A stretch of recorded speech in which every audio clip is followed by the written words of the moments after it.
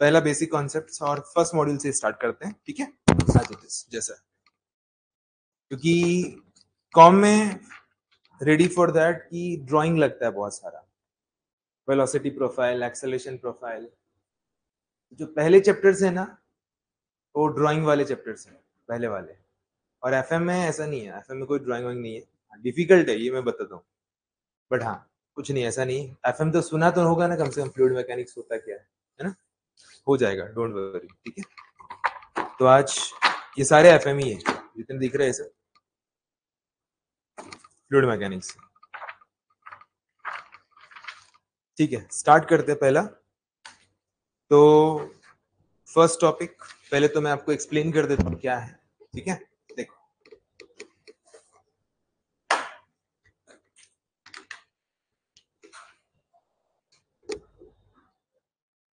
देखो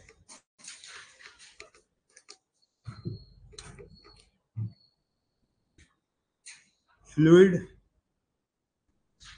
मैकेनिक्स, देखते रहो बस।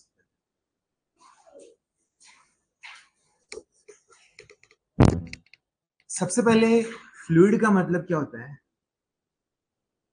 एनीथिंग विच कैन फ्लो, जो फ्लो होता है उसको हम फ्लूइड कहते हैं, बराबर, जो फ्लो होता है। उधर वाले एसी चल रहा है ना।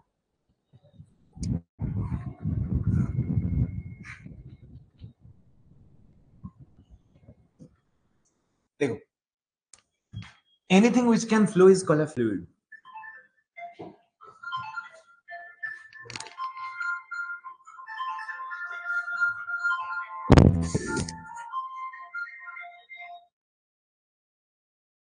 देखो, अभी सबसे पहले जो हम पढ़ने वाले हैं ना, आइडियल फ्लूइड। सबसे पहले तुम्हें मालूम है कि आइडियल फ्लूइड क्या होता है? मालूम है? आइडियल फ्लूइड मतलब जो भी फ्लो होता है उसको फ्लूइड कहते हैं। लोगों के मन में गलतफहमी क्या रहती है मालूम है? लिक्विड को हम फ्लूइड कहते हैं, नहीं, लिक्विड प्लस गैस ये दोनों फ्लूइड है, दोनों मिलके फ्लूइड है, और दोनों ही फ्लूइड है, दोनों फ्लो होते हैं। अगर मैं आइडियल फ्लूइड की बात करूं, जो अभी हम लोग पढ़ने वाले हैं, पहला तो होना चाहिए इनकॉम्प्रेसिबल। इनकॉम्प्रेसिबल मतलब जो दबता ना हो, जिसकी डेंसिटी कांस्टेंट हो, उसको हम कहते हैं इनकॉम्प्रेसिबल। पहली प्रॉपर्टी, मतलब जो फ्लूइड इनकॉम्प्रेसिबल है। दूसरा, जिसका सरफेस टेंशन क्या हो? जीरो हो। और तीसरा, जिसकी विस्कोसिटी भी जीरो हो। मतलब ऐसा फ्लूइड जो इनकॉम्प्रेसिबल हो, सरफेस टेंशन आपको मालूम होगा, फ्लूइड का जो लेयर एटमॉस्फेयर के साथ कांटेक्ट में आता है, उसमें एक हल्का प्लस इलास्टिक लेयर आता है, मालूम? हम नहीं चल पाते उस पर, बट अगर वाटर मस्कीटो देखोगे ना, अगर स्पाइडर, वाटर स्पाइडर, तो वाटर स्पाइडर उसके ऊपर चल पाता है। अगर वो लेयर ना हो ना तो डूब जाएगा। ड्रॉप जो बनता है ना, बबल जो बनता है ना, वो लेयर के कारण बनता है। तो जो टॉपमोस्ट लेयर जो सराउंडिंग के साथ कांटेक्ट में होता है, क्यों बनता है मैं बताऊंगा, बट वहां पे जो लेयर फॉर्म होता है उसको सरफेस टेंशन कहा जाता है। आइडियल फ्लूइड में जीरो होना चाहिए। विस्कोसिटी क्या होती है मालूम है? एक लेयर दूसरे लेयर को कितना रेजिस्टेंस ऑफर करता है, उसको कहते हैं विस्कोसिटी, ये भी जीरो होना चाहिए। तो अगर मैं बात करूं आइडियल फ्लूइड की, तो आइडियल फ्लूइड की ये सारी प्रॉपर्टीज है। पहला प्रॉपर्टी इनकॉम्प्रेसिबल, दूसरा सरफेस टेंशन जीरो, तीसरा विस्कोसिटी जीरो। क्या बोला, समझा? ओके, नाउ अभी ये तो हमने थोड़ा सा फ्लूइड के बारे में इंट्रोडक्शन दिया। अभी ये जो टर्म है इसको हम कहते हैं मैकेनिक्स। सब लोगों ने फर्स्ट ईयर में पढ़ा है, what is mechanics? What is mechanics? बोलो, पूछ लिया जाए मैकेनिक्स क्या है तो क्या बोलोगे?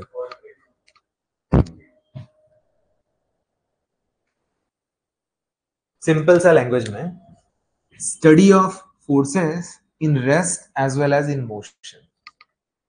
मतलब अगर किसी ने पूछा व्हाट इज मैकेनिक्स, तो study of forces in rest as well as in motion.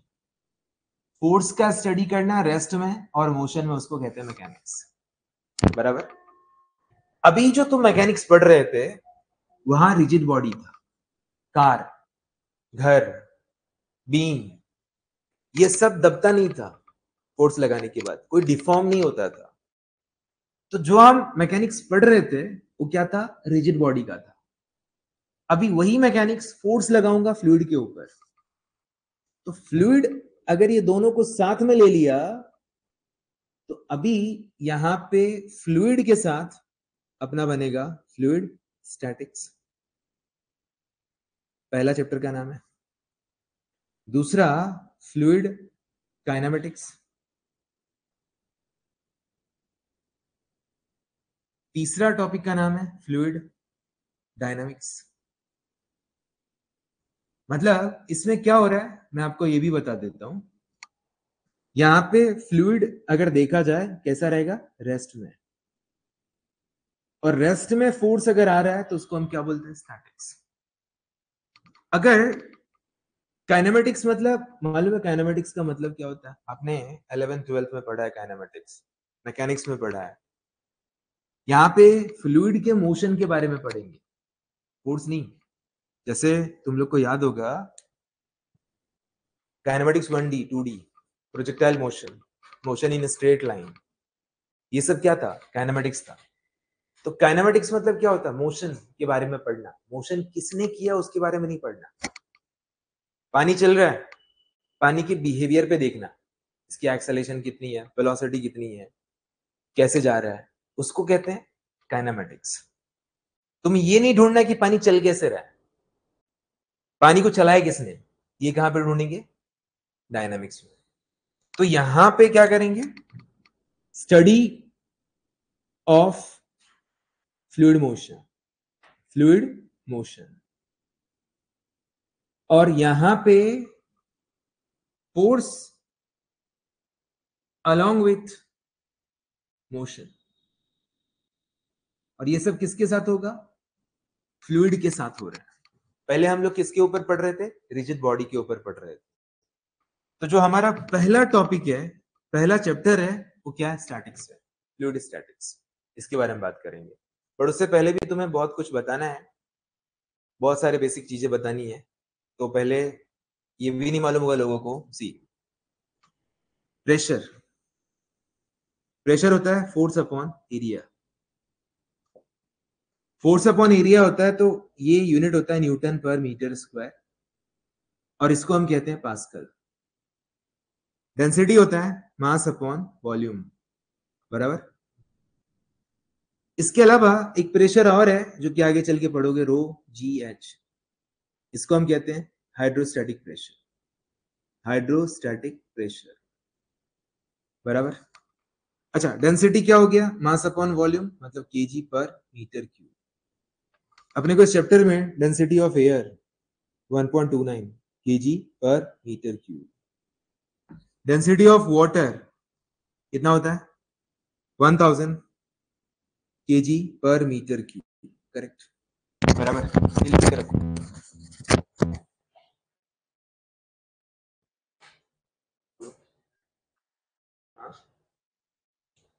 हाँ बोलिए।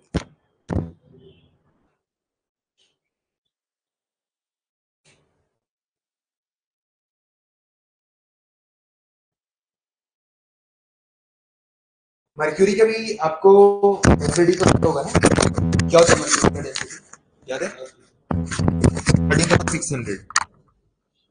Hg का होता है 13,600 केजी पर मीटर क्यूब, ये मालूम है, ये मर्क्यूरी की डेंसिटी है, सुना होगा तुमने, है ना। ये सब याद, बहुत अच्छा सब्जेक्ट है, प्यार से पढ़ना, बहुत प्यारा सब्जेक्ट।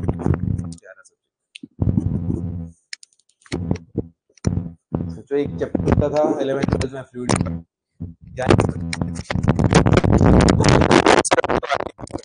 10 बुक ध्यान से पढ़ना हाँ, इतना मोटी सी बुक है। हाँ 10 बुक है आर के बंसल। अच्छा,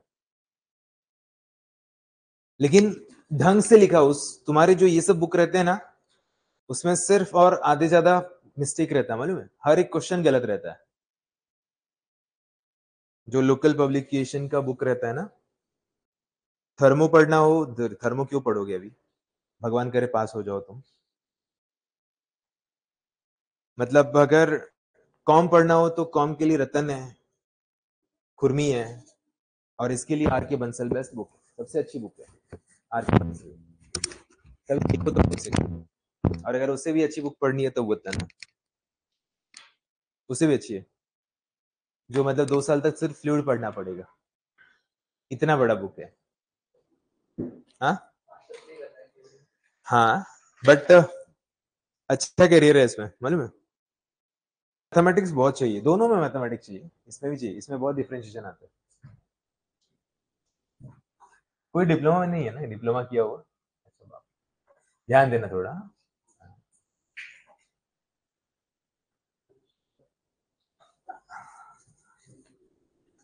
डिप्लोमा वाले ध्यान देना थोड़ा सा।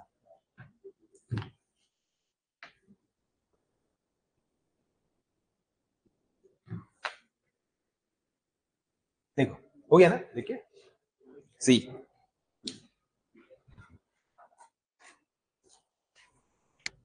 अभी पहला जो कॉन्सेप्ट है वो है न्यूटन्स लॉ ऑफ विस्कोसिटी। मालूम है? सुना है? नाम सुना है ना? Newton's law of viscosity. सुनो क्या है, पहले समझ लेते हैं अच्छे से। न्यूटन क्या कहता है कि मान लो अगर एक फ्लूइड का लेयर है और इसके ऊपर फ्लूइड का दूसरा लेयर है, तीसरा लेयर है, ऐसा एक के ऊपर एक के ऊपर एक ऐसा लेयर है, समझा? ये लेयर है। भले अगर ऐसा नहीं समझ रहा हो तो 3D में ना बना के 2D में देख सकते हैं। सी, एक लेयर ऐसा है, दूसरा लेयर ऐसा है, तीसरा लेयर ऐसा है, चौथा लेयर ऐसा है, बराबर? ये y एक्सिस, ये x एक्सिस, और ये z एक्सिस, करेक्ट? अभी क्या होगा, थोड़ा सा 3D इफेक्ट दे देते हैं इसको, अच्छा लगेगा। ये ऐसा लेयर है, तो अगर ये जब लेयर चल रहा है तो इनके बीच में टेंजेंशियल फोर्स लगता है, equal and opposite. Hope so clear? मतलब टेंजेंशियल फोर्स का मतलब क्या होता है? एक लेयर दूसरे लेयर पे चलते समय अपोज करता है, कट करता है, तभी तो ये आगे बढ़ रहा है ना। तो उस फोर्स को हम क्या कहते हैं? Tangential force. You may also called shear force. हम पढ़ा है। और ये जो फोर्स है, ये फोर्स एक दूसरे लेयर के बीच में आ रहा है। अगर ये फोर्स नहीं होता ना तो हर एक लेयर सेम वेलोसिटी से जाता, क्योंकि फोर्स लगता ही नहीं, लगता नहीं तो ये आगे पीछे नहीं होता। आपको एक फील करवाता हूं, रिवर में जो सबसे नीचे वाला लेयर होता है ना, सबसे स्लो चलता है, और जो सबसे ऊपर वाला लेयर है वो सबसे फास्ट चलता है। तो अगर मैं वेलोसिटी को देखूं तो अगर ये v है, ये अगर v प्लस dv है तो ये v होगा। मतलब दो लेयर के बीच में वेलोसिटी का डिफरेंस होता है। और रिवर में सबसे ज्यादा वेलोसिटी कहां पे होगी? ऊपर। सबसे कम कहां पे होगी? नीचे। क्यों? क्योंकि नीचे फ्रिक्शन ज्यादा है, ऊपर फ्रिक्शन कम है। समझा? अभी ध्यान से सुनो। और ये जो वेलोसिटी है with respect to distance change हो रही है ना? y के रिस्पेक्ट में चेंज हो रही है। तो न्यूटन क्या कहता है कि फोर्स जो एक्ट हो रहा है दो लेयर के बीच में per unit area, force per unit area, ये रिस्पॉन्सिबल है कि फ्लूइड के अंदर वेलोसिटी डिस्टेंस के रिस्पेक्ट में चेंज होती है। क्या बोला समझा? फोर्स जो एक्ट हो रहा है लेयर के बीच में पर यूनिट एरिया, एरिया कौन सा ये, फोर्स जो आ रहा है लेयर के बीच में पर यूनिट एरिया, यही रिस्पॉन्सिबल है वेलोसिटी को डिस्टेंस के साथ में चेंज करने के लिए। मतलब जो सबसे लोअर वाला लेयर का वेलोसिटी कम क्यों था, धीरे धीरे धीरे धीरे ऊपर क्यों आ रहा है, क्योंकि बीच में फोर्स की वैल्यू चेंज हो रही है। तो न्यूटन क्या कर रहा है कि कितना फोर्स आ रहा है, और ये जो फोर्स है पर यूनिट एरिया जो एक्ट हो रहा है, यही रिस्पॉन्सिबल है फ्लूइड के अंदर वेलोसिटी को चेंज करने की। अभी जब हम यहाँ पे प्रोपोर्शनलिटी साइन हटाएंगे, और उससे पहले माइनस साइन क्यों बताता है, ये जो फोर्स है वो रिटार्ड कर रहा है, वेलोसिटी को कम करता है। तो अगर मैं यहाँ पे देखूं टेंजेंशियल फोर्स अपॉन एरिया, यहाँ पे कुछ नहीं है, साइन हटाया, तो तुम्हारे सिलेबस में हम लोग 11th-12th में ईटा लिखते हैं, तुम्हारे टाइम में अभी लिखूंगा म्यू, तुम्हारे सिलेबस में म्यू लिखा रहता है। अभी मैं दोनों पढ़ा तो मुझे मालूम है, अभी यही मैं जेई को पढ़ाऊंगा तो वहां पे ईटा लिखूंगा, ऐसा नोटेशन, उसका मतलब होता है विस्कोसिटी, यहाँ पे म्यू बोलूंगा, और माइनस साइन है ही, और यहाँ पे क्या डीवी बाई डी वाई। अगर वेलोसिटी या कोई भी चीज डिस्टेंस के साथ चेंज होता है तो उसको कहा जाता है ग्रेडियंट। क्या कहा जाता है? Velocity gradient. मतलब अगर तुम आगे चल के हीट ट्रांसफर सब्जेक्ट पढ़ोगे, वहां पे टेम्परेचर डिस्टेंस के साथ चेंज होगा तो उसका नाम क्या पड़ेगा? Temperature gradient. इसी सब्जेक्ट में आगे प्रेशर चेंज होगा तो उसका नाम क्या पड़ेगा? Pressure gradient. तो यहां पे वेलोसिटी चेंज हो रही है डिस्टेंस के साथ। अभी टेंजेंशियल फोर्स अपॉन एरिया हमने सॉम में पढ़ा है, इसको कहते हैं शियर स्ट्रेस। तो shear stress equal to minus mu time d v by d y. ये जो फॉर्मूला है इसको कहा जाता है न्यूटन्स लॉ ऑफ विस्कोसिटी। क्या बोला समझा? Newton's law of viscosity. अभी अगर मैं बात करूं तो ये जो म्यू है इसको क्या कहते हैं? इसको कहते हैं coefficient of dynamic viscosity. Dynamic viscosity. अच्छा, इसका मतलब क्या होता है मैं आपको क्लियर करूं पहले। इसको कांस्टेंट क्यों कहते हैं? पानी है तो पानी का विस्कोसिटी अलग होगा, अगर ऑयल है तो उसकी विस्कोसिटी अलग होगी। ये मटेरियल की प्रॉपर्टी पे डिपेंड करता है। और किस पे डिपेंड करता है वो भी बताता हूं, रुक जाओ पहले। अभी सबसे पहले मैं फोकस करूंगा इसके यूनिट पे। तो म्यू क्या होगा? टाउ का यूनिट क्या होता है? न्यूटन पर मीटर स्क्वायर। हम सॉम नहीं पढ़ रहे हैं, एमएम मत लिखना। फ्लूइड में ऐसा यूनिट चलेगा, न्यूटन मीटर। आगे सब्जेक्ट आएगा डिजाइन, वापस Newton MM, DMs Newton MM. जो मशीन डिजाइन रिलेटेड सब्जेक्ट्स होंगे ना वो न्यूटन एमएम में चलेगा, और बाकी जो सब्जेक्ट है वो न्यूटन मीटर में चलेगा। तो न्यूटन पर मीटर स्क्वायर। वाई का यूनिट क्या होता है? मीटर। और नीचे जो वेलोसिटी है उसका यूनिट क्या होता है? मीटर पर सेकेंड। तो जब हमने सिंप्लीफाई करा तो यहां से ये मीटर मीटर कट गया, ये क्या आया? न्यूटन सेकेंड पर मीटर स्क्वायर। और म्यू का जो यूनिट होता है उसको हम कहते हैं पास्कल सेकेंड। क्या बोला समझा? Pascal second. न्यूटन पर मीटर स्क्वायर क्या हुआ? पास्कल, प्रेशर का यूनिट, इनटू सेकेंड। तो ये जो है ना, ये क्या है आपका? एसआई यूनिट है। क्या है? एसआई यूनिट है, बराबर। अभी अगर मैं बात करूं तो अगर मैं सीजीएस की बात करूं तो सीजीएस में क्या होगा? डाइन पर सेंटीमीटर स्क्वायर सेकेंड, ये सीजीएस में। और सीजीएस में इसको हम कहते हैं पॉइज। क्या कहते हैं? पॉइज। सीजीएस में पॉइज्यूल साइंटिस्ट का नाम है, उसके ऑनर में लिखा हुआ है पॉइज। क्या बोला समझा? यहां तक समझ गया सबको? ये क्या लिखा? Everyone clear? लिख लो पूरा, उसका मतलब समझो। इसका मतलब क्या है?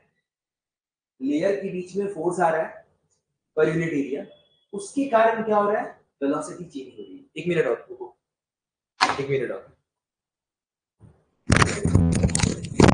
यहीं पे अगर मैं, ये ऐसा यूनिट है पास्कल सेकेंड। अभी अगर मैं बोलूं सीजीएस में कन्वर्ट करूं तो 1 न्यूटन कितना होता है मालूम है? 10⁵ dyne second as it is. Centimetre square किया तो 10⁴ बराबर।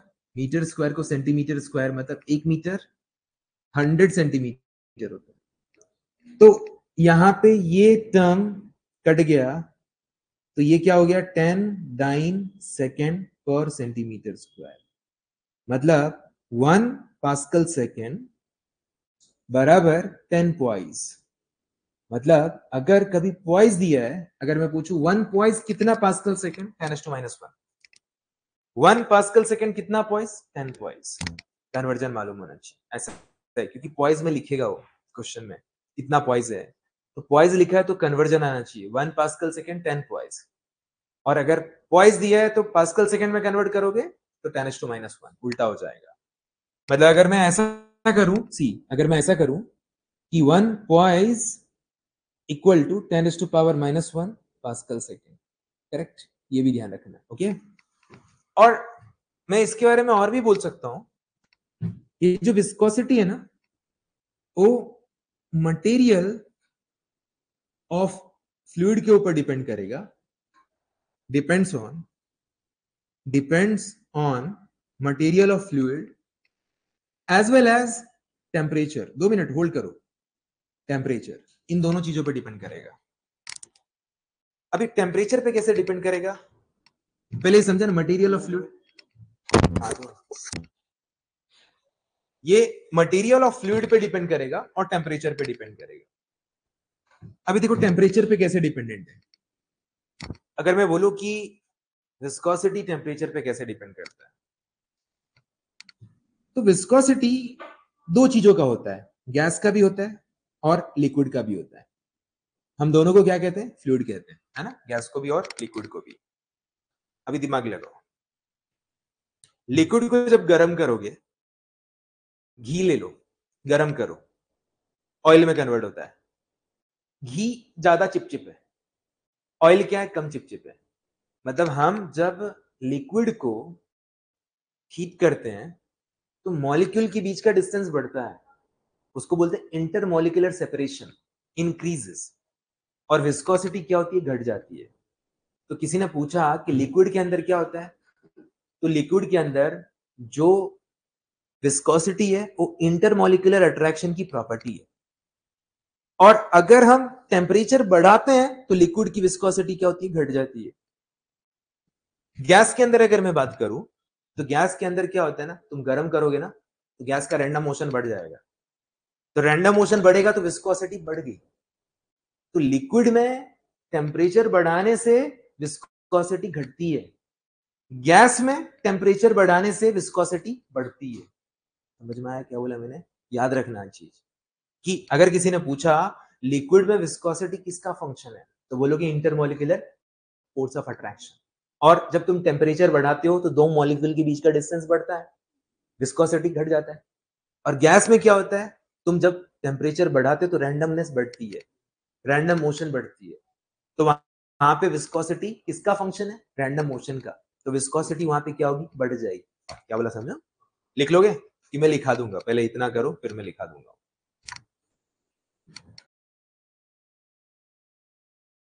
लिक्विड में इसके नीचे लिखना, in liquid viscosity is a function of, in liquid viscosity is a function of intermolecular attraction, intermolecular force of attraction. Therefore, if temperature increases,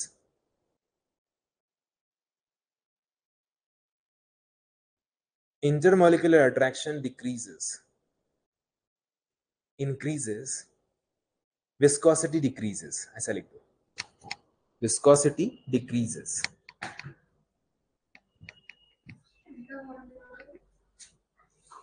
If आपने क्या लिखा, if temperature increases, intermolecular attraction decreases as well as viscosity decreases. अगर आपने ये भी लिख दिया कि सिर्फ viscosity decreases तो भी समझ, ठीक है। टेम्परेचर बढ़ने से क्या होगा, डिस्टेंस बढ़ेगा, डिस्टेंस बढ़ेगा तो मॉलिक्यूल के बीच का अट्रैक्शन कम होगा, कम होगा तो विस्कोसिटी गिर जाएगी, ठीक है, बराबर। और गैस के अंदर लिखो, शॉर्ट में लिख दो, viscosity is a function of random motion of gas molecules. Viscosity is a function of random motion of gas molecules.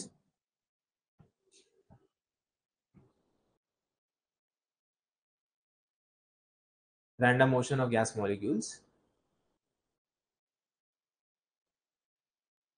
As temperature increases,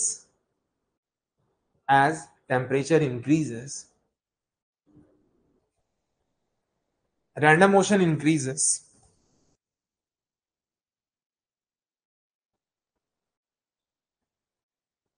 Therefore, viscosity increases. ठीक है, डन, देख लिया. देखो, तो ये वाला पार्ट तो समझ गया सबको क्या है यहां तक पूरा. अभी ये जो विस्कोसिटी है इसको कहा जाता है डायनामिक विस्कोसिटी. अभी एक जो विस्कोसिटी है उसको कहा जाता है काइनेमेटिक विस्कोसिटी. किसी ने पूछा क्या होता है, इसको हम न्यू से रिप्रेजेंट करते हैं. न्यू, ये जो साइन होता है ना ऐसा, इसको न्यू कहते हैं. सुना है? And kinematic viscosity is a ratio of dynamic viscosity to the mass density. ये क्या है? न्यू क्या है? Dynamic viscosity. रो को क्या बोलते हैं? Mass density. मालूम है? अभी अगर मैं तुमसे पूछूं इसका यूनिट क्या होगा, न्यू का यूनिट क्या होता है? न्यूटन पर मीटर स्क्वायर. अगर मैं इसको सिंप्लीफाई करूं तो न्यूटन क्या होता है मालूम है? केजी मीटर पर second square. Newton metre square, newton का सिंप्लीफिकेशन मालूम है ना? केजी मीटर पर second square divided by metre square into second. Newton होता है मास इनटू एक्सेलरेशन. मास का यूनिट क्या होता है? केजी. एक्सेलरेशन क्या होता है? मीटर पर सेकेंड स्क्वायर. पास्कल का मतलब क्या होता है? Divided by metre square into second. अभी अगर मैं यहां पे मास डेंसिटी की बात करूं तो ये क्या है? केजी पर मीटर क्यूब. आप सिंप्लीफाई करो, केजी से केजी कट गया, एक सेकंड से एक सेकंड कट गया, मीटर स्क्वायर से ये मीटर क्यूब गया और ये मीटर ऊपर चला गया. तो metre into metre, metre square divide by second. क्या बोला समझा? ये ऐसा यूनिट हो गया. क्या हो गया? ये ऐसा यूनिट काइनेमेटिक विस्कोसिटी का. और जो सीजीएस होता है इसका वो होता है सेंटीमीटर स्क्वायर पर सेकेंड, और इसको कहा जाता है स्टोक. क्या कहते हैं? स्टोक. स्ट्रोक नहीं, स्टोक्स लॉ करके आता है, मालूम है? पढ़ा होगा कभी. स्टोक के ऑनर्ड में उसका नाम स्टोक दिया गया है और वहां पे पॉइज्यूल के ऑनर्ड में उसका नाम पॉइज्यूल दिया गया है, पॉइज दिया गया है. ठीक है, साइंटिस्ट के नाम है वो सब. तो ये काइनेमेटिक विस्कोसिटी है. यूनिट तो आप कन्वर्जन कर सकते हो. 1 मीटर स्क्वायर पर सेकेंड इक्वल टू कितना होगा? 10⁴ सेंटीमीटर स्क्वायर पर सेकेंड. तो यहां पे ऐसा यूनिट में अगर लिखूं तो 1 मीटर स्क्वायर पर second equal to 10⁴ centimetre square पर सेकेंड. क्या बोला समझा? क्लियर? बराबर. याद रखना. तेरा फायदा क्या होगा मालूम है? कि तेरा जो है ना FM1 की जो पार्ट है ना वो भी इसमें आते हैं. मतलब इनको जो दिया है ना 6 मॉड्यूल में ना, तेरा 4 मॉड्यूल जो है ना FM2 के हैं और 2 मॉड्यूल जो है FM1 के हैं और 2 मेजर मॉड्यूल FM1 के हैं, जिससे लोग पास हो. तो FM1 भी पास हो सकता है, तो भी पास हो सकता है. FM1 का अगर कुछ चाहिए तो रिकॉर्डिंग भी है, वो देख सकता है. मतलब और जो मॉड्यूल होंगे तेरे, ठीक है, तो ये दोनों कवर हो जाएगा तेरा अभी से आएगा तो, है कि नहीं?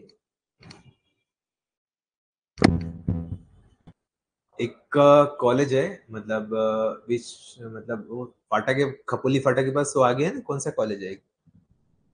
वो एक हालापुर कॉलेज में उधर ही. हाँ, विश्व निकेतन. वहां पे मैं 5-7 साल पहले की बात कर रहा हूँ. वहां ऐसे हॉल हॉल था, उनके पास सिविल के टीचर नहीं थे ऐसा, तो उनका सिविल का एफएम पढ़ाने के लिए गया था। मतलब एक हॉल में, उनका कॉन्फ्रेंस हॉल में 450 बच्चे बैठते थे, और सोचो ना कोई स्क्रीन ना कुछ, माइक लेके बोर्ड पे सिखाना पड़ता था 450 बच्चों, 450 बच्चे एक क्लास में, मतलब सिविल पूरे डिपार्टमेंट में थे 6-7 साल पहले इतने बच्चे थे। बीच में क्या था ना, अभी अभी सब कॉम्स और आईटी कर रहे हैं ना, फिर थोड़े दिन रुक जाओ, वापस मैकेनिकल ही रहेगा। जब तक तुम पढ़ के तुम सबसे सही टाइम पे हो, अभी तुम जब तक निकलोगे ना तब फिर वापस डिमांड बढ़ जाएगा, क्योंकि उनका पूरा कवर एआई करेगा। अभी जो एआई आ गया तो उनकी आधी की तो जॉब खा जाएगी। ऐसा होगा ना, मैकेनिकल वाले क्या पत्थर थोड़ी तोड़ेगा एआई, गाड़ी ठीक करेगा, क्या करेगा बताओ ना मुझे। मैकेनिकल का काम मैकेनिकल वाले ही कर सकते, उसमें एआई क्या करेगा, क्या ज्यादा करेगा। रोबोट बनाओगे, इंडिया में रोबोट काम करेगा। इंसान जाता है तो रोड पे इतना धूल मिट्टी आ जाता है, 5 दिन में ऐसा ड्रास्टिकली चेंज आएगा कि रोबोट खराब हो जाएंगे। उनको ठीक करने के लिए भी फिर कौन चाहिए, मैकेनिकल वाले चाहिए। तो नहीं, और सिविल भी अच्छा है क्लास, क्योंकि इंडिया इंडिया की पॉपुलेशन घटने वाली है नहीं, बढ़ेगी। इंडिया का पॉपुलेशन बढ़ेगा, देखो आज मेट्रो का काम बढ़ रहा है, कल स्काई वॉक बनेगा, तो कंस्ट्रक्शन भी तो डिमांड में ही है। अभी ठाणे में देखो, 2 साल पहले इधर स्काई वॉक नहीं था, ये नहीं था, वो नहीं था, अभी मेट्रो बन गया, ये बन गया, वो बन गया। देखो सी लिंक बन रहा है, ये बन रहा है, सिविल का भी डिमांड है। जगह तो इतना ही है भाई, अब इसी जगह में जितना पॉपुलेशन बढ़ेगा उसको एडजस्ट करना है ना, तो उसको एडजस्ट करना है, मतलब इंफ्रा तो स्ट्रॉन्ग करना पड़ेगा ना। तो आने वाले टाइम में ठीक है, मतलब स्लो, देखो मैकेनिकल कैसा है ना, स्लो स्टडी है, और आईटी और सीएस क्या होता है ना, ऐसा क्या ऐसा है, मतलब जाओगे तो बहुत ऊपर जाओ। मेरा एक स्टूडेंट है, बता रहा हूँ, 2-4 दिन पहले आईआईटी बॉम्बे में है, नहीं आईआईटी चेन्नई में है, उसको 85 रैंक था ऑल ओवर इंडिया, मैंने बताया भी था एडवांस में। अभी उसको कौन सी कंपनी थी, 1 करोड़ का पैकेज दिया उसको, तो भी रो रहा था, बोलता सर मेरे दोस्त को 4 करोड़ का मिला है, सीएस में है, मतलब कोई फाइनेंस कंपनी है, 1 करोड़ का पैकेज बीकेसी में कंपनी है, जो 21 साल का लड़का है, 1 करोड़ का पैकेज, बट उसने किया भी था, आईआईटी चेन्नई से किया है, 85 rank all over India advance में लेके आया था, और अभी भी वो मतलब प्लेसमेंट हो गया उसका, मतलब बट सीएस है उसका, मतलब सीएस में किया है, नॉलेज भी उतना ही है उस बंदे के पास। उन लोग का डिमांड है, वो लोग डिमांड है, तो अभी लेकिन 1 करोड़ दे रहा है अगर वो कंपनी 21 साल के लड़के को, तो 10 करोड़ का तो काम भी करवाएगा, थोड़ी छोड़ देगा। बट हाँ, 1 करोड़ में तो बहुत बड़ा अमाउंट होता है, ठीक है। लिख लिया ये सब, ये लिखा है 1 मीटर स्क्वायर पर सेकेंड इक्वल टू 10⁴, ठीक है, तो लिखना ऐसा है सीजीएस का कन्वर्जन।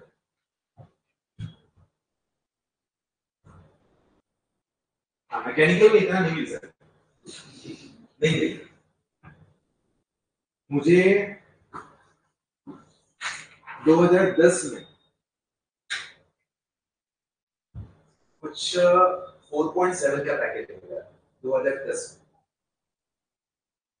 मतलब अराउंड मेरे हाथ में उस टाइम पे 33,000 रुपीज आते, 33,000 2010 में एलएनडी देती,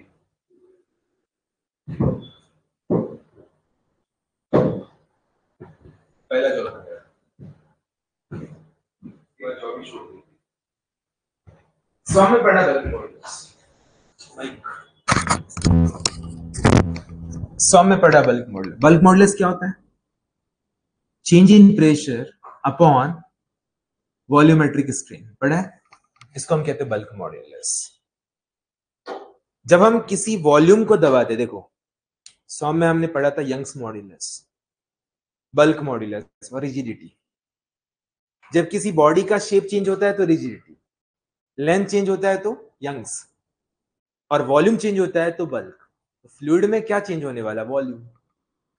तो फ्लूइड में हम जिस मॉड्यूलस के बारे में पढ़ेंगे उसका नाम क्या है? बल्क मॉड्यूलस, बराबर, बल्क मॉड्यूलस। अभी ध्यान दो थोड़ा सा यहां पे, इसमें माइनस साइन क्या इंडिकेट करता है? Negative sign indicate as pressure increases volume क्या होगा? डिक्रीजेस। वॉल्यूम क्या होगा? डिक्रीज करेगा। That's a minus sign indicate. अभी इसका जो रेसिप्रोकल होता है उसको हम कहते हैं compressibility. Compressibility is a reciprocal of bulk modulus. Bulk modulus का उल्टा को हम क्या बोलते हैं? कॉम्प्रेसिबिलिटी उसको कहा जाता है। तो रेसिप्रोकल ऑफ बल्क मॉड्यूलस को हम क्या बोलते हैं? कॉम्प्रेसिबिलिटी। तो 1/k जो है इसको समटाइम किसी किसी लोग ने बीटा से भी कहा है। Beta, reciprocal of bulk modulus को क्या कहते हैं? कॉम्प्रेसिबिलिटी, और इसको बीटा से रिप्रेजेंट करते हैं। कभी कभार अपने को रिलेशन आता है, डेंसिटी क्या होती है? मास अपॉन वॉल्यूम। तो मास क्या हो गया? Density into volume. डिफरेंशिएट कर दो, dm rho as it is, dv v as it is, d rho. लिख सकते हैं ऐसा? क्या किया? मल्टीप्लिकेशन रूल लगा दिया। अभी अगर मैं इसको मास से डिवाइड करूं तो इसको मास से डिवाइड करूंगा तो रो भी, इसको मास से डिवाइड करूंगा तो रो भी।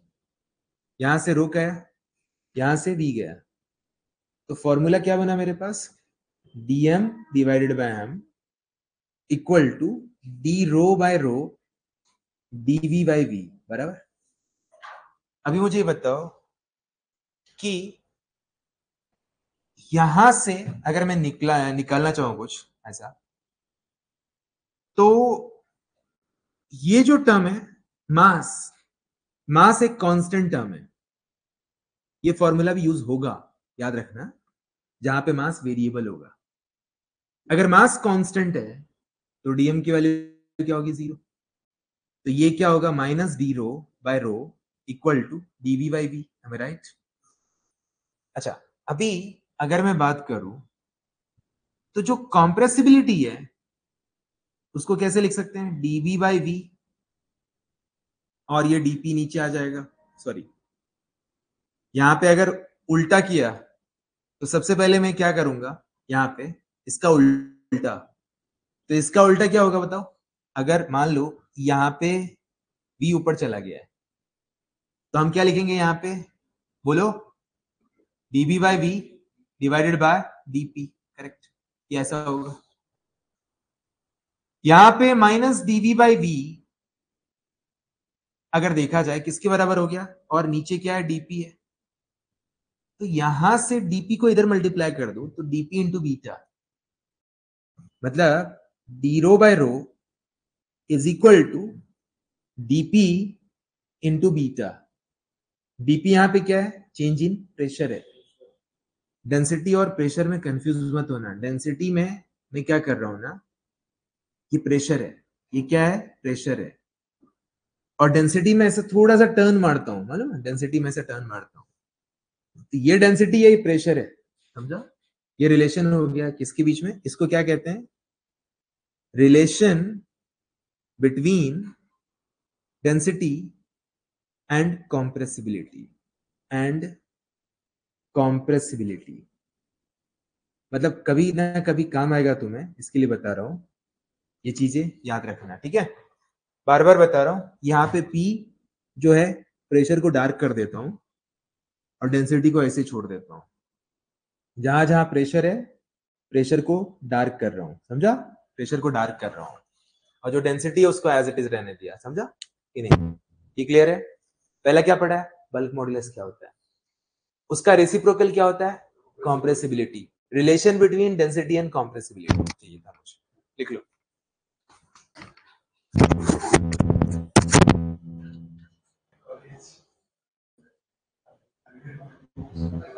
हो गया?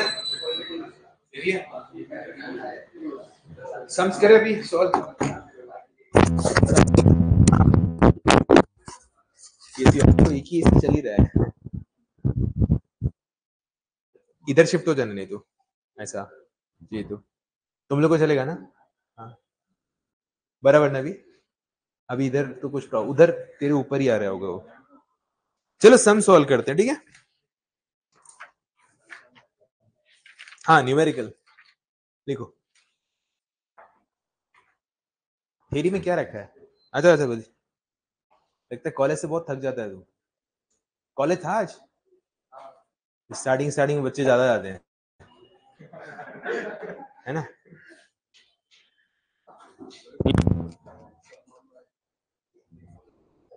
Rectangular plate of a rectangular plate of surface area 2 meter square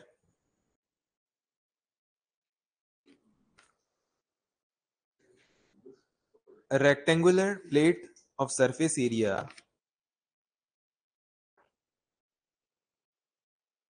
2 meter square requires a force of 4 Newton to maintain a speed of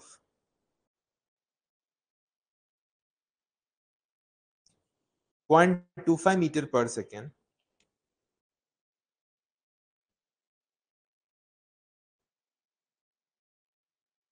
while sliding over a fixed plate while sliding over a fixed plate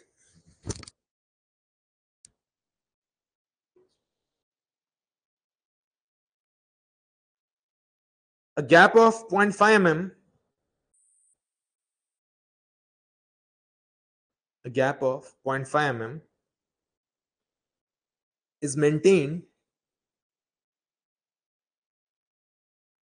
between two plates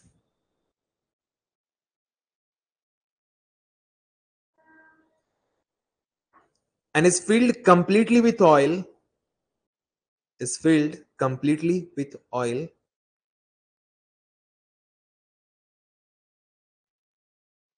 of specific gravity 0.8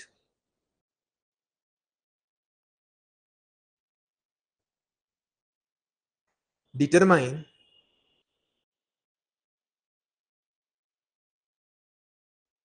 first one dynamic viscosity in poise, second one kinematic viscosity in Stoke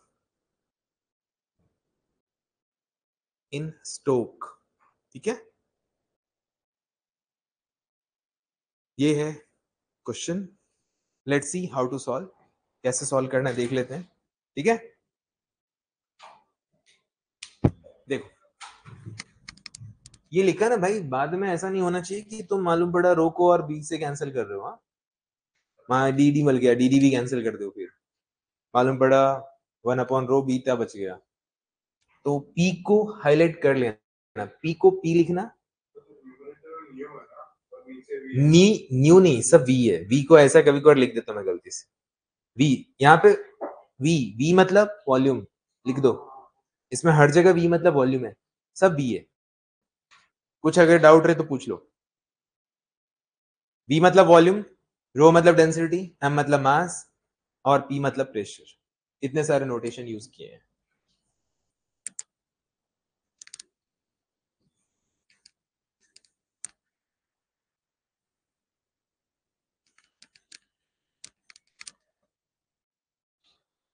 पढ़ोगे question? पढ़ो। देखो plate है जिसका surface area 2 metre square है, मतलब ये अगर देखा जाए तो इसको कहते हैं सरफेस एरिया 2 मीटर स्क्वायर। हाँ हाँ 4 newton to maintain a speed of 0.25 metre पर सेकेंड। हाँ स्लाइडिंग ओवर, हाँ, एक फिक्स प्लेट है जिसके ऊपर स्लाइड कर रहा है, हाँ, इसके बीच में फ्लूइड है और गैप कितना बोला है? 0.5 mm।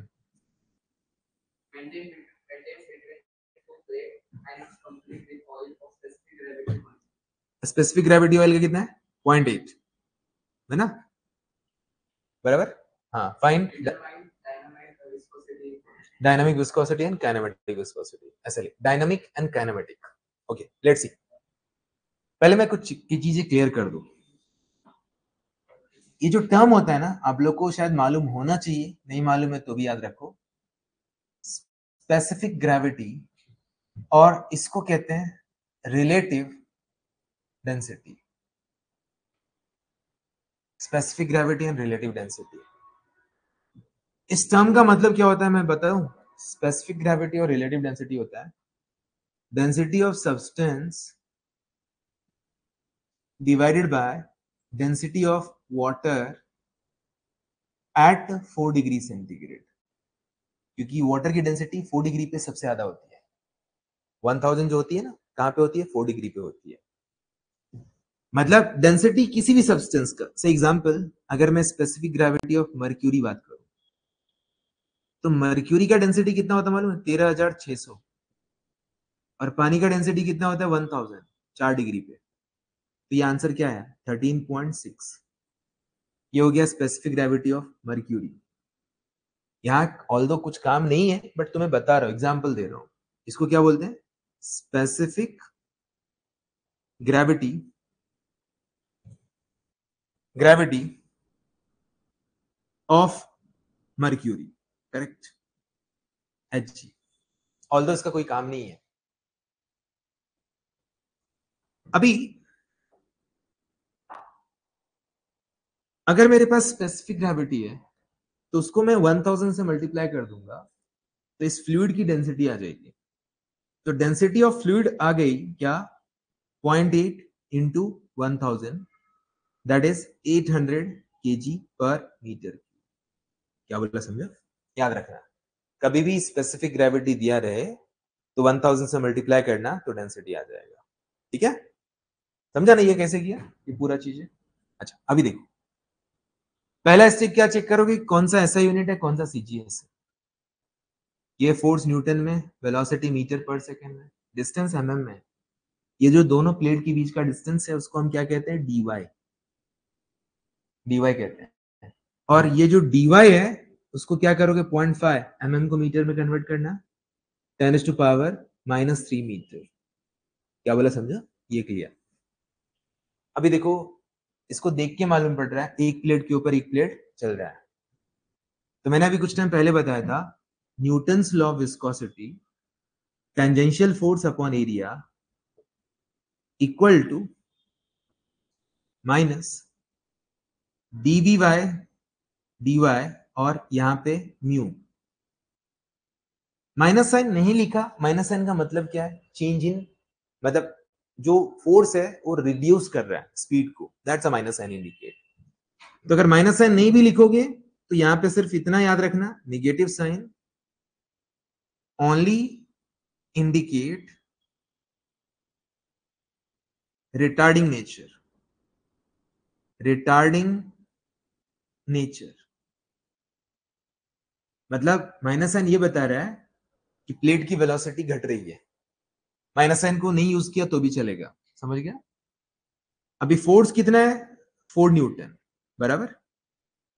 एरिया क्या है? 2। मुझे म्यू चाहिए। ये dy अपने पास है, कितना है? 0.5 10⁻³ dv होता है, देखो ये चल रहा है 0.25 से, ये प्लेट है रेस्ट में। तो dv का मतलब होता है change in velocity between the plate. मतलब 0.25 - 0 सॉल्व करूंगा, म्यू की वैल्यू आ जाएगी। हमने ऐसा यूनिट रखा है न्यूटन सेकेंड पर मीटर स्क्वायर, और इसको हम क्या बोलते हैं? Pascal second. ये हो गया म्यू की वैल्यू।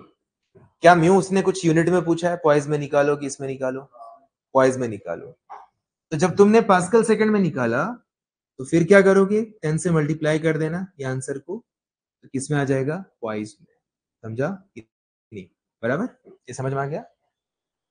अभी उसने दोनों चीज पूछा है, ये जो हमने निकाला इसको क्या बोलते हैं, डायनामिक विस्कोसिटी, विस्कोसिटी बोलते हैं, है ना। और दूसरा जो टर्म होता है उसको हम क्या कहते हैं, काइनेमेटिक विस्कोसिटी।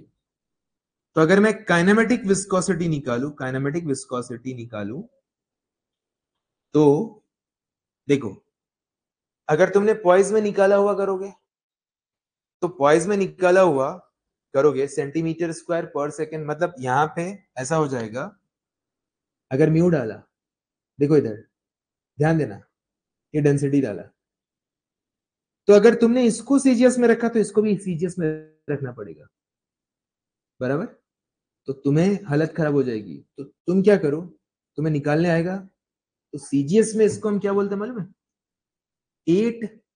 और यहां पे अगर देखा जाए सीजीएस में कन्वर्ट करना, मतलब ये हो जाएगा 0.8 ग्राम पर सेंटीमीटर क्यूब, मालूम है कैसे होगा, केजी को मीटर क्यूब में कन्वर्ट कर, केजी को कन्वर्ट किया तो केजी कितना होता है, 10⁻³ ग्राम, और मीटर क्यूब को सेंटीमीटर मतलब 10⁻6, तो ये क्या होगा, सेंटीमीटर क्यूब। तो ये क्या था, 800 था, मालूम है।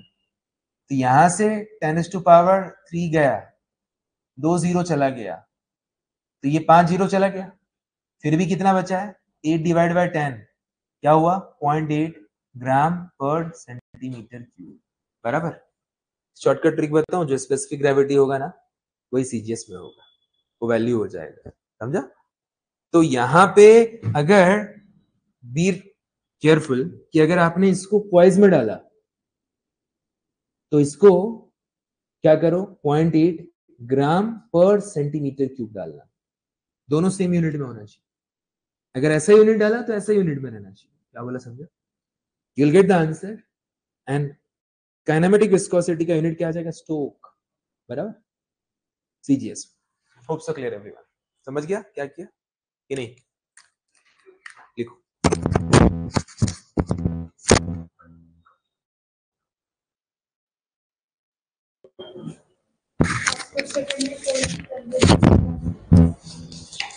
पास्कल सेकंड में 4 × 10⁻³ पॉइस में 4 × 10⁻²।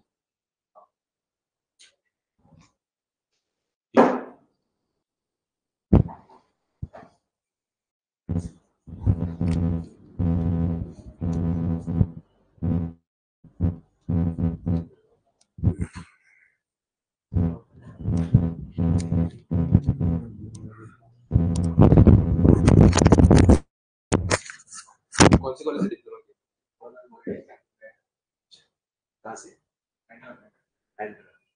गवर्नमेंट में तो पढ़ाते होंगे थोड़ा, वहाँ तो पढ़ा, और तो उधर भी पढ़ा। स्टैंडर्ड कॉलेज से करने का फायदा है, ये नॉन स्टैंडर्ड वाले से जीवन और जीवन, हाँ नहीं बाबा,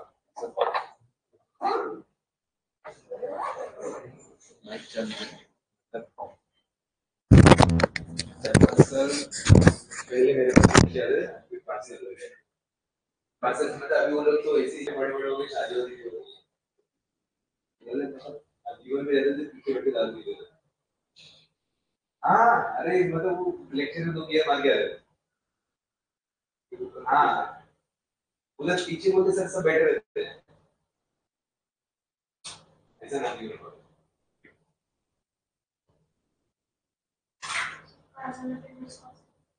5 × 10⁻², हाँ 5 × 10 कितना, 50 × वही 50 × 10⁻³ या 5 × 10⁻², सेम चीज है।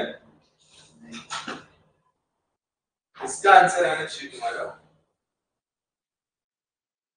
5 × 10⁻², ये कितना है 4 into 10 to power minus 2.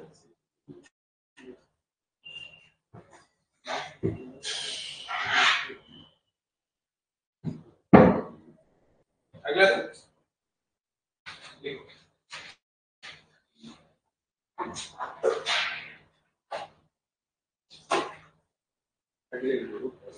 बंद कर दो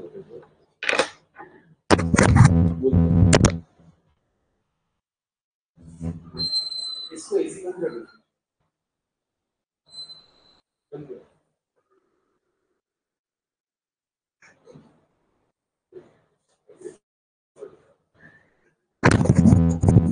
लिखो अगला A glass plate 30 centimeters square. A glass plate 30 centimeters square. Surface area rests on another plate. Rests on another plate with a film. With a film of oil 0.05 centimeters between them. The weight of the upper plate is 2 kg.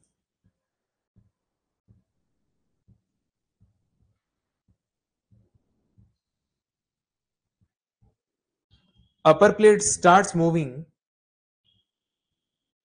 Upper plate starts moving with velocity 1.5 centimeter per second.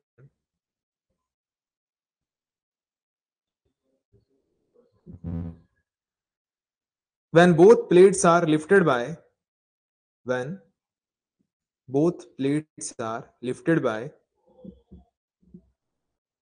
20 degree with horizontal,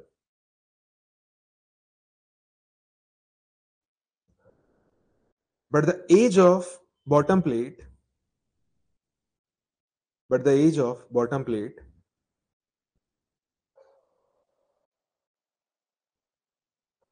is in contact with ground,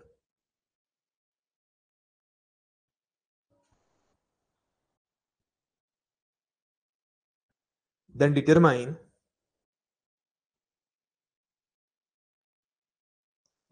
the dynamic viscosity of oil. Determine dynamic viscosity of oil between two plates.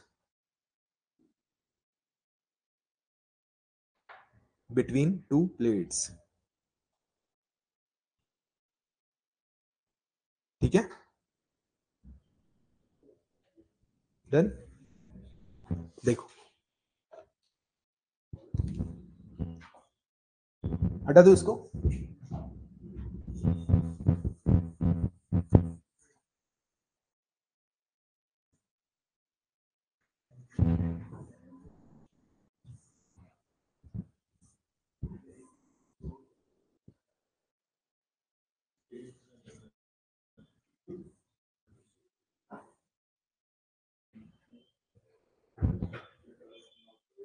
पढ़ोगे? पढ़ो. देखो area है 30 centimetre square. Okay हाँ.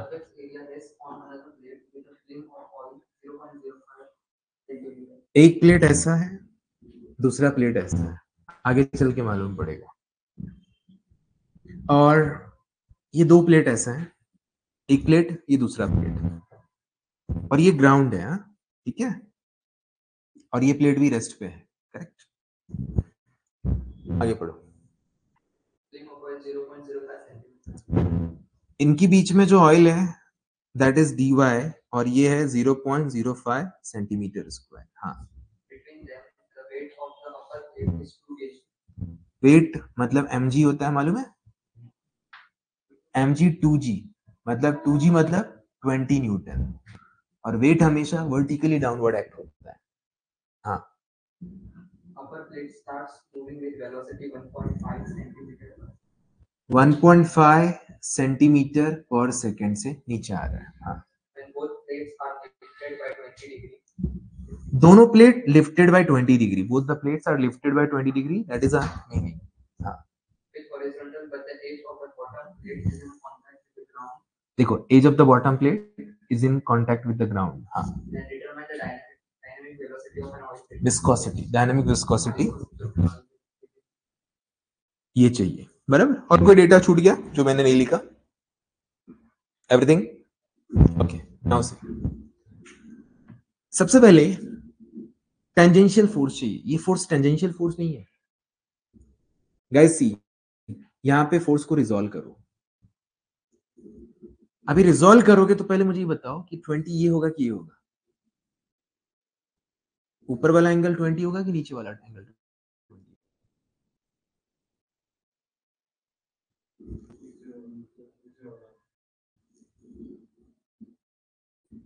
नहीं समझ में अगर आए क्या करना है, देखो देखो इधर देखो, इधर देखो, क्या ऐसा है ना, ये ऐसा ड्रॉ कर दो। कंपोनेंट कैसे कैसे थे, ऐसे और ऐसे, है ना? ये अगर 20 है तो ये 90 होगा, कितना होगा? 70 डिग्री। और ये दोनों आपस में 90 है तो ये कितना होगा? 20 डिग्री, बराबर। समझा कैसे 20 लिखा कि नहीं समझ में आए तो ऐसा करना। तो ये क्या होगा? 20 cos 20, और ये फोर्स क्या होगा? 20 sin 20, और इसी को हम क्या बोलेंगे? Tangential force. टेंजेंशियल फोर्स कैसा आना चाहिए? Along the plate.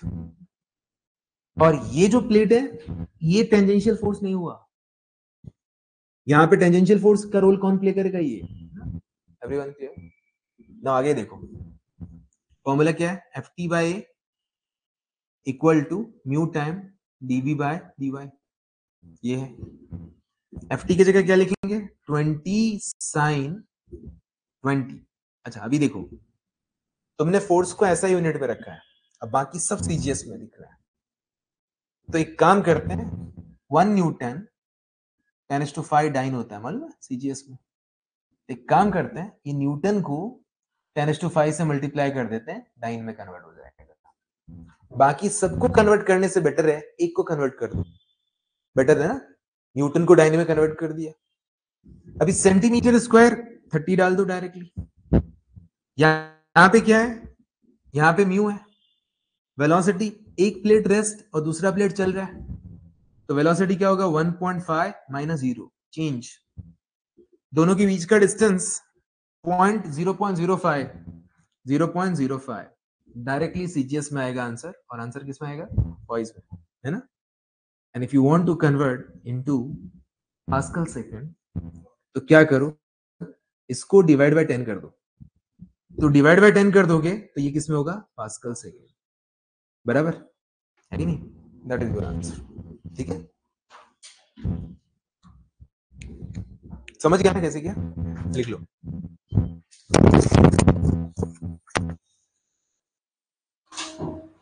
आ गया आंसर? कितना है?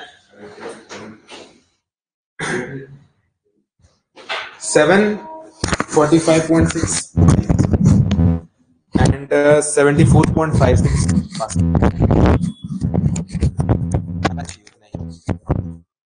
74 ठीक है, 74 76 इट्स ओके, उसके आसपास है ना, बस चलेगा। मैंने सब ऐसा यूनिट में रखा है, सीजीएस में रखा है, ठीक है? हाँ चलेगा, इट्स ओके, कोई प्रॉब्लम नहीं। 760 पॉइज ना? हाँ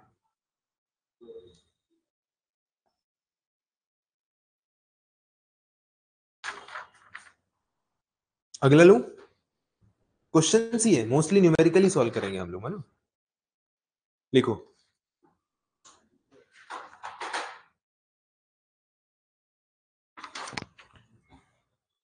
lateral stability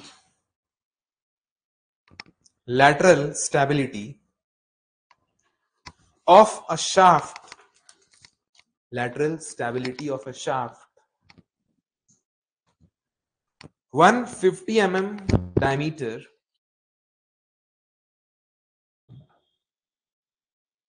is obtained by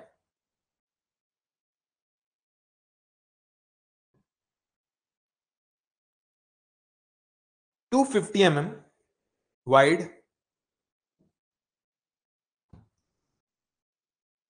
stationary bearing, 250 wide stationary bearing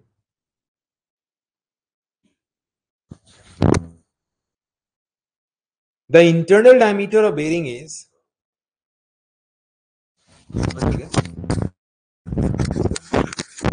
the internal diameter of bearing is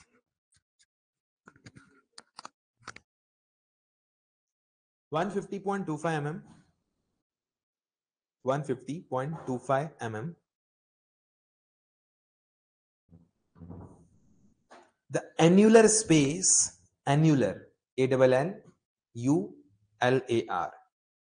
annular space between shaft and bearing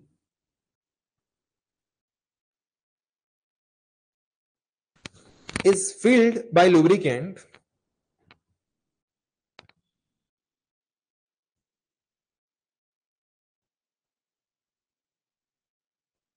having viscosity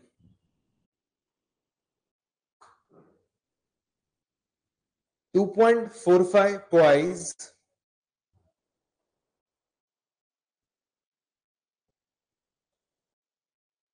what power will be required to rotate the shaft by 180 rpm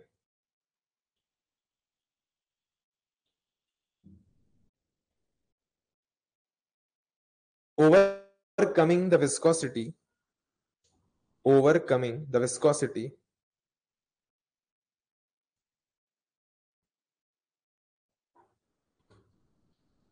ठीक है derive the equation what you are using ठीक है पहले equation derive करनी है और last में values put करनी है ठीक मस्त क्वेश्चन है कभी रोटेशनल मोशन का नाम सुना है 12th जो 11th 12th पढ़े होंगे उनको मालूम है पहला चैप्टर है फिजिक्स का 12th का पहला रोटेशनल है तो जो 11th 12th की है रोटेशनल वहां पे कुछ फॉर्मूलेज यूज होते थे डिप्लोमा वाले ने भी किया होगा कॉम में या फिर टॉम तुम लोग टॉम बोलते थे थियरी ऑफ मशीन है ना अभी वही चीज थियरी ऑफ मशीन का अपर वर्जन क्या है कॉम है कॉम काइनेमेटिक्स ऑफ मशीनरीज नहीं पहले कॉम था नाम सॉरी टॉम था अभी भी है टॉम ही बोलते हैं हम लोग थियरी ऑफ मशीन क्योंकि जो बुक देखोगे ना सब में थियरी ऑफ मशीन ही लिखा रहता है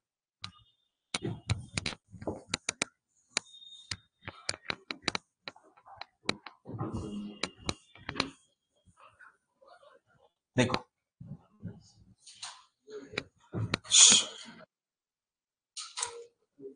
अच्छा क्वेश्चन है बहुत सारे कॉन्सेप्ट लगे हैं इसमें बहुत सारे कॉन्सेप्ट लगे हैं मैं एक एक करके मैं बता रहा हूं क्या क्या है ठीक है देखना है तो ध्यान से देखो अच्छे से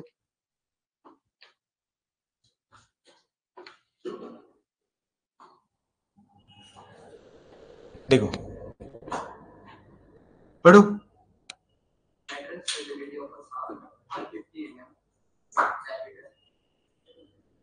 शाफ्ट है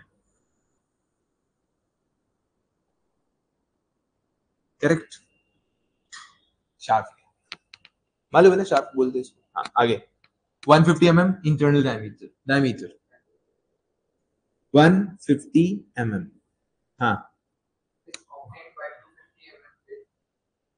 250 विड्थ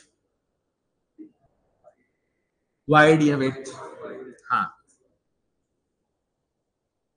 बेरिंग है बेरिंग मालूम है? बेरिंग का मतलब ये नहीं होता है कि बॉल बेरिंग, मालूम है तुम लोग को? क्या लगता है बेरिंग का मतलब बॉल बेरिंग? ऐसा नहीं।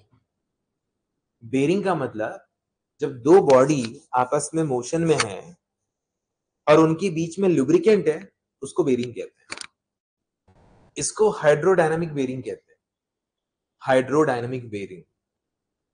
तो बेरिंग डजंट मीन कि सिर्फ जो तुमने देखा है बॉल बेरिंग, रोलर बेरिंग, ऐसा नहीं।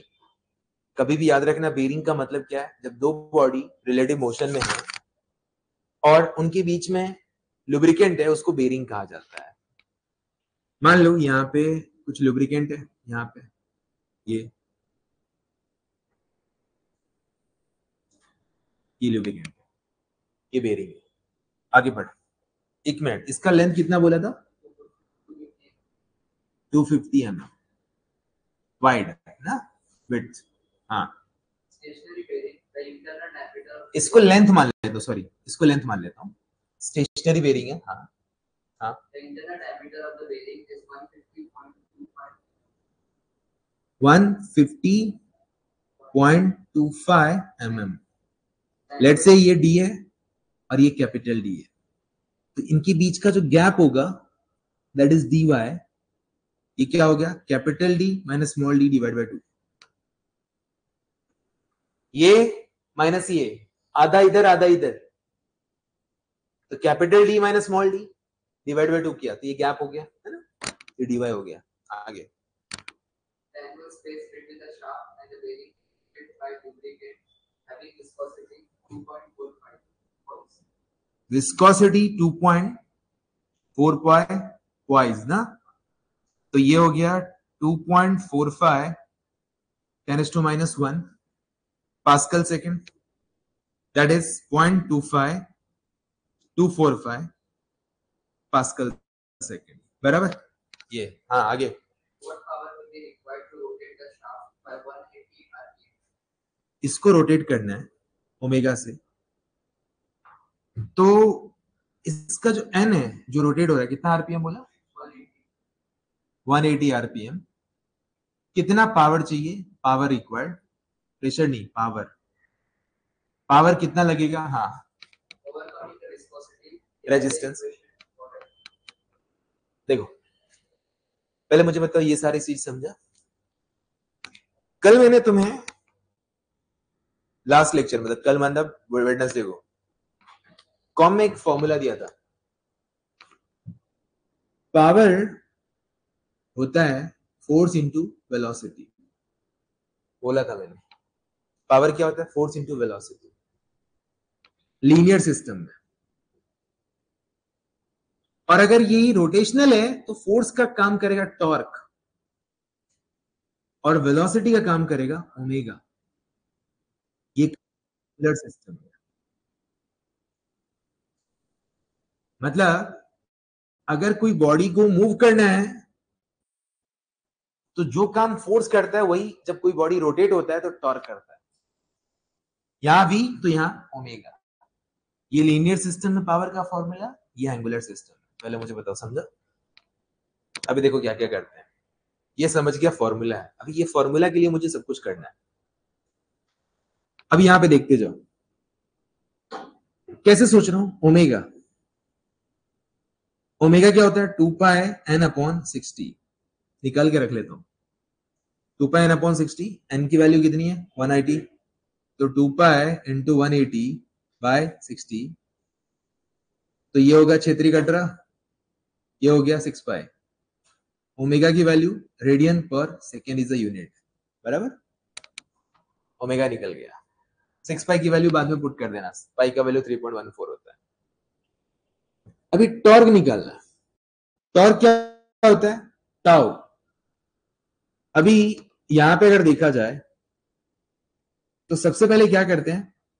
Newton's law of viscosity, F T by A mu d v by d y, ये है। इसको सॉल्व करके एफ टी, फोर्स, फोर्स क्या आएगा तुम्हारा? अगर देखा जाए यहां पे mu into A DV by d Y आएगा, ये आएगा फोर्स, बराबर आएगा। अभी देखो बॉडी रोटेट हो रहा है, तो रोटेशन के टाइम पे जो वेलोसिटी होती है, लीनियर वेलोसिटी, उसको कहते हैं r omega. v equal to क्या होता है, आर ओमेगा। तो मैं जब v को रिप्लेस करूंगा, रोटेट हो रहा है, तो v की जगह क्या लिखूंगा, आर ओमेगा, समझा। और dy की जगह क्या लिख दूंगा, capital D minus small D by 2। पहले मुझे बताओ ये समझा है कि नहीं, ये वाला पार्ट समझा। अभी देखो एफ टी दिया है तुम्हारा, म्यू एरिया। एरिया कौन सा एरिया होता है, जैसे अभी प्लेट का एरिया होता था, अभी ये रोटेट हो रहा है, तो रोटेट हो रहा है तो ये शाफ्ट जो है ना, शाफ्ट का ऐसे ऐसे घूम रहा है ना, तो कौन सा एरिया लुब्रिकेंट में टच हो रहा है, पाई डी एल। पहले क्या था, प्लेट टच होता था लुब्रिकेंट से, जो एरिया लुब्रिकेंट में टच होता है वो एरिया लेना। तो यहां पे एरिया की जगह क्या लिखोगे, पाई डी एल स्मॉल डी। यहां पे क्या लिखा, आर इंटू ओमेगा। यहां पे क्या लिखा, capital D minus small D by 2। पहले मुझे बताओ ये समझा एवरीवन, क्लियर। अच्छा अभी जो टेंजेंशियल फोर्स है mu pi d l, r को क्या लिख सकते हो, डी बाई 2 डायमीटर के टर्म्स में। यहां पे क्या हो गया ओमेगा, यहां पे क्या हो गया capital D minus small D by 2। फायदा क्या हुआ, 2 कट गया। अच्छा एफ टी का वैल्यू क्या हो गया, mu into pi into D into L, और D into D square, L into omega by capital D minus small D, correct. अच्छा अगर मेरे पास फोर्स आ गया, ये जो है ना टॉर्क है, इसको हम क्या लिखते हैं, ऐसा लिखते हैं, तुम्हारे लैंग्वेज में ऐसा लिखते हैं, ये तो मालूम पड़ा तुमने शेयर स्ट्रेस लिख दिया, तो मालूम पड़ा यहीं पे शेयर स्ट्रेस हो गया। ये क्या है, टॉर्क है, इसको क्या बोलते हैं, टॉर्क। टॉर्क और टाउ में शेयर स्ट्रेस में फर्क होता है, कि टॉर्क है। तो अभी जो टॉर्क है, टॉर्क क्या होता है तुम्हें मालूम, torque equal to force into perpendicular distance. Perpendicular distance याद है, ये होता है टॉर्क का फॉर्मूला, मालूम है। Force into perpendicular distance is called torque, सुना है। अच्छा अभी देखो एक फॉर्मूला ये याद रखना तुझे, ये तो आता ही होगा, ये भी आता है। इसमें क्या किया, एरिया की जगह पाई डीएल पुट किया, इंपॉर्टेंट था पाई डीएल। वी रोटेट हो रहा है, तो वी की जगह क्या लिखेंगे, आर ओमेगा। बाकी तो तुम्हें समझिए, ये वाला पार्ट यहां तक कोई दिक्कत। अच्छा अभी मुझे बताओ, बॉडी रोटेट हो रहा है, तो रोटेट हो रहा है, तो टॉर्क जो है टेंजेंशियल फोर्स ऊपर लग रहा है, दिख रहा है ऐसा ऊपर, ऐसा, ये टेंजेंशियल फोर्स का डायरेक्शन होगा, ऐसा रोटेट करेगा। परपेंडिकुलर डिस्टेंस क्या होगा, ये डिस्टेंस क्या होगा, परपेंडिकुलर डिस्टेंस, बराबर बराबर। तो फोर्स की जगह क्या लिखा, mu pi D square L omega by capital D minus small D, और इसकी जगह लिखूंगा डी बाई 2।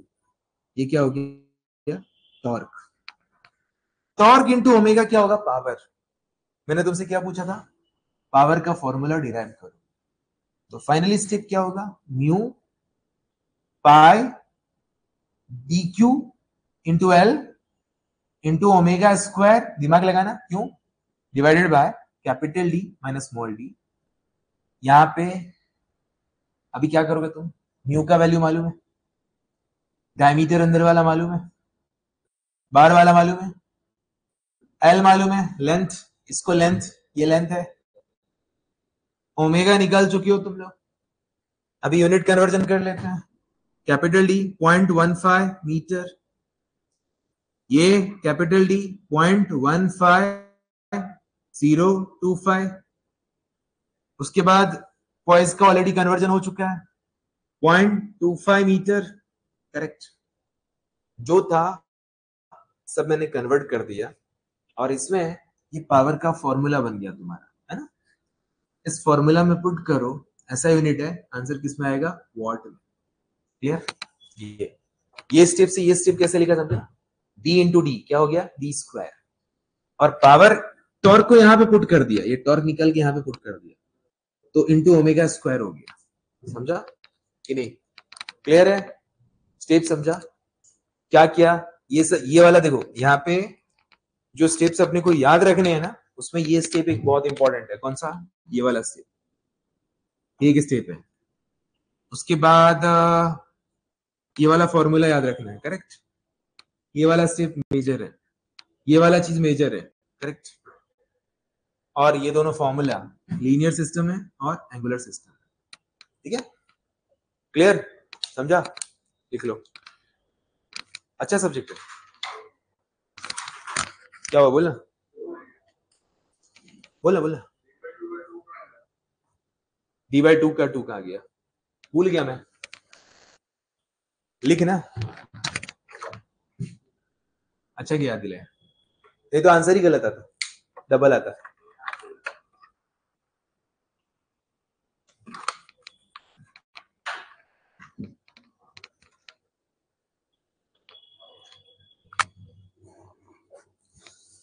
एक दिन में गाड़ी से आया, उसके बाद कभी नहीं आया।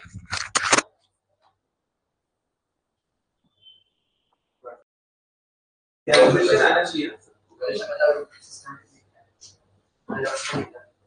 लास्ट सर्विस से ऐसा नहीं होना चाहिए। मेरा एक हर स्टूडेंट छूट गया है, हर चीज में डाउट पूछता था। मतलब उसका मुझे लगता है कि फुल वसूल उसने किया होगा। ऐसा कोई लेक्चर नहीं था जो एब्सेंट था होगा। 24 आ रहा है। तुमने क्या गलती की? तेरा 24 आ रहा है। 0.245 0.15 and 2.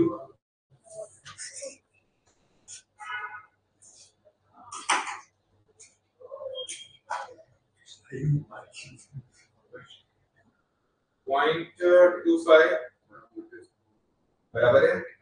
ये कितना आया था? 6 आया था।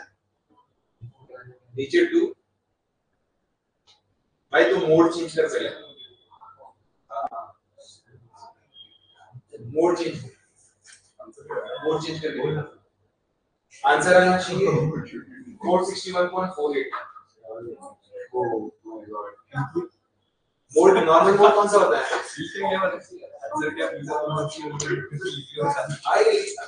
तुमने तो बराबर किया स्क्वायर रूट किया 6 का स्क्वायर 461.51 कोई गलती नहीं है, नहीं डाला सेम गलती 461.48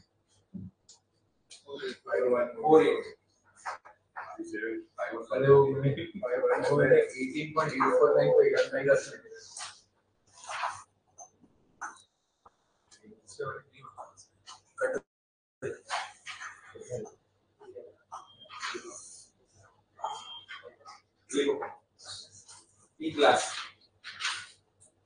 क्या करोगे?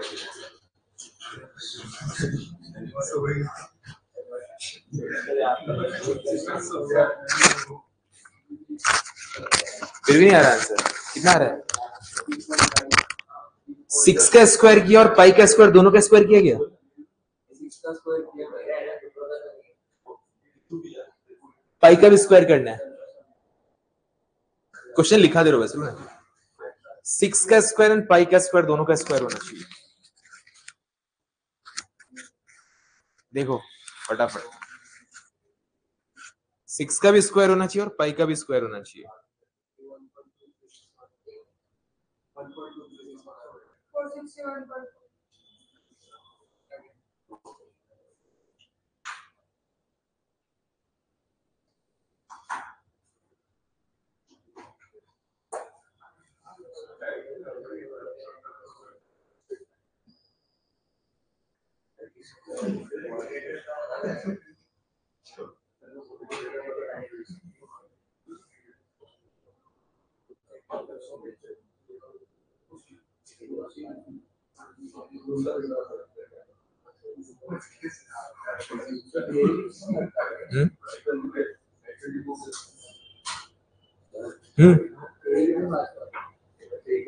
थियरी अगर देखा जाए टोटल पेपर जो रहेगा उसका थियरी और डेरिवेशन मिला के 30%।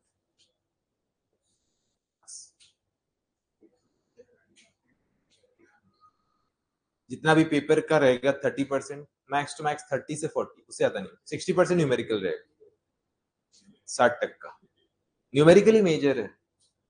मैकेनिकल मतलब गलत ब्रांच ले लिया था, है कि नहीं? पहले मालूम होता तो नहीं लेता, है ना? नहीं, न्यूमेरिकली है। लिखो, क्वेश्चन लिख लो बस।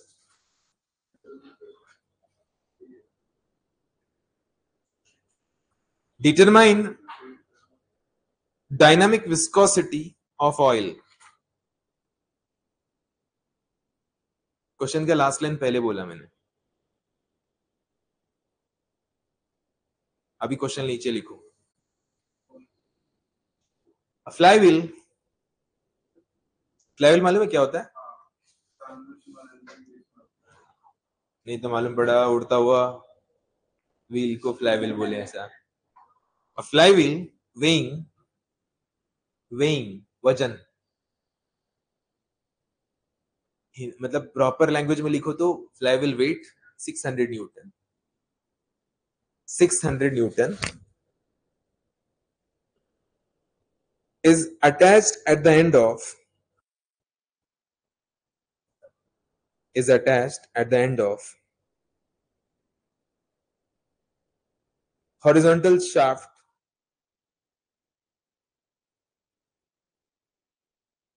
इतना भी अभी अगले लेक्चर से इतना रेडी होके रहो कि 9 बजे तक मैं पढ़ाऊंगा, ठीक है? और 9 बजे तक कम से कम तो पढ़ाऊंगा, क्योंकि मैं सोच रहा हूँ कि पहले फटाफट हो जाए, ऐसा नहीं कि लास्ट के लिए नहीं रखना है ऐसा।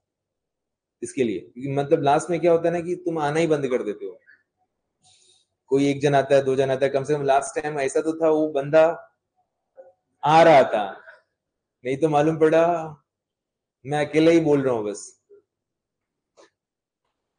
The end of the horizontal shaft, radius of gyration is 30 centimeter.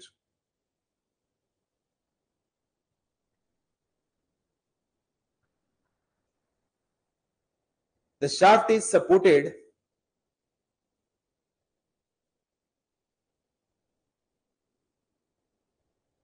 in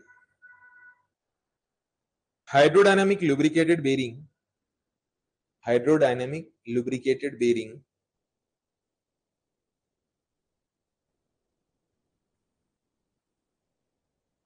having width 5 centimeter.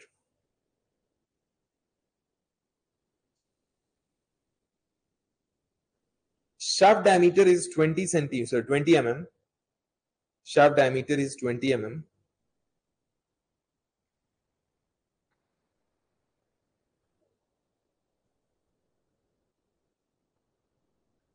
While the radial clearance,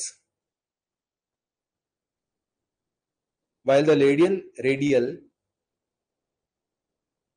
कोई स्पेलिंग नहीं समझता तो बताना, स्पेलिंग भी बोल दूंगा। While the radial clearance between shaft and bearing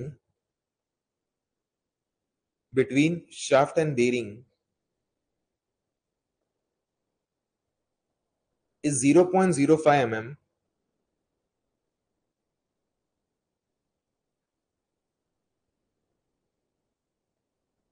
initially rotates at 600 rpm. Initially rotates at 600 rpm, but within 1 second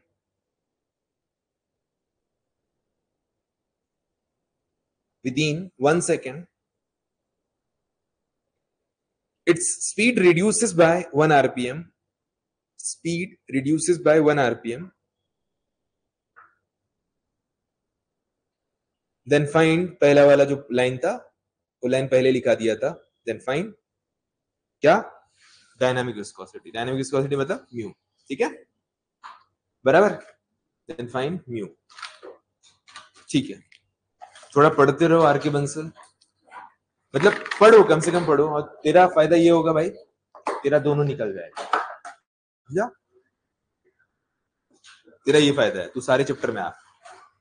result कब आएगा तेरे को क्या लग रहा है, निकल जाएगा? कौन सी कॉलेज होगी? देखना निकल जाएगा,